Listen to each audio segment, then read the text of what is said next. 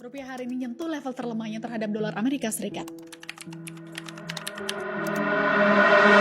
Untuk pertama kalinya, dolar Amerika tembus 18.000 rupiah. Kok bisa? Situasi ini simpelnya karena permintaan dolar naik terus. Hari ini nilai tukar rupiah 18.000 per USD. Terparah sepanjang sejarah, lebih parah dari COVID-19 dan krisis 98. Kenapa? Halo guys, kita dari kelompok 10. Di sini kita akan mencari narasumber untuk topik kita yang berjudul analisis pelemahan rupiah terhadap mahasiswa. Nah, di sini kita nanti akan mencari beberapa sumber tentunya untuk memenuhi tugas citizen mata kuliah umum kewarganegaraan. Sebelumnya perkenalkan, nama saya Ahmad Febriansyah dari program studi agroteknologi NPM terakhir 100. Sebelumnya perkenalkan, nama saya Rizal Lama dari program studi agroteknologi dengan NPM 106. Dan saya Alif Rahmat Abadani dengan prodi agroteknologi dengan tiga digit NPM akhir 102. Nah, sekarang yuk kita cari narasumbernya. Saya Nova Aulia Putri. Saya Cinta Alfa. Saya Nazia Zurida Swarto. Saya Kalisatula Aini. Dan Saya Rin Space Daerah Madania Sulistiana. Ini namaku Alan Jazanki. Ini Bros Rawasan Firya Gani. Menurut kakaknya ini, apa sih dampak yang dirasakan sehari-hari adanya inflasi rupiah?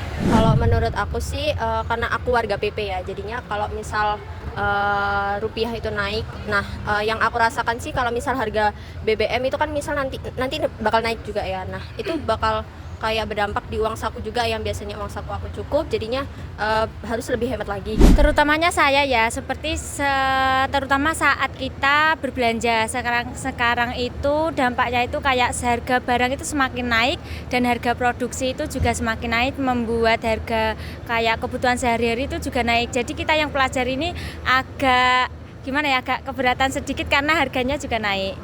Sedangkan uang saku kita itu tetap.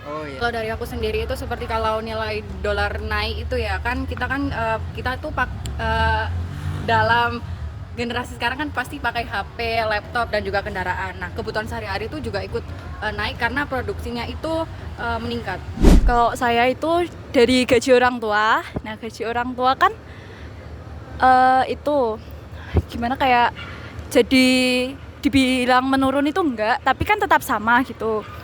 Sedangkan untuk biaya kehidupan sehari-hari semakin mahal, meningkat, sehingga itu buat saya itu agak kesusahan gitu loh.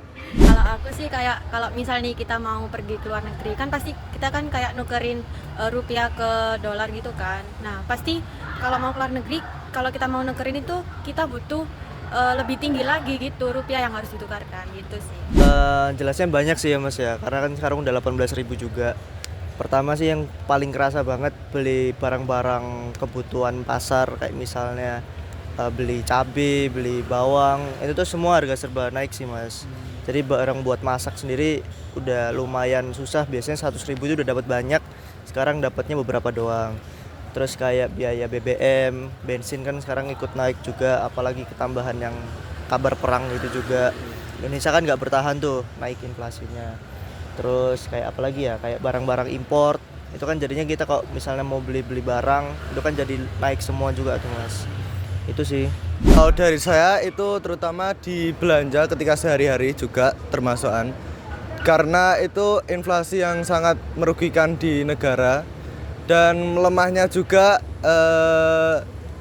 barang impor keluar. Ya jadi menurut saya itu sangat merugikan. Menurut saya juga kalau rupiah sampai 20.000 kita harus demo untuk menurunkan presiden juga.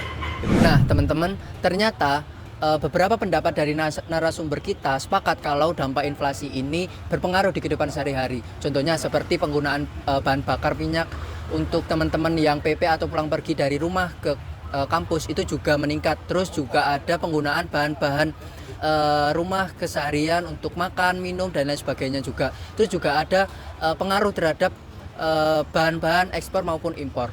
Nah, untuk penyelesaian kita mengenai dampak inflasi rupiah ini, yaitu dengan cara kita harus membuat manajemen keuangan seperti mengutamakan kebutuhan primer atau utama dan mengesampingkan kebutuhan sekunder. Lalu juga ada peran pemerintah dalam menstabilkan ekonomi yang ada di Indonesia ini.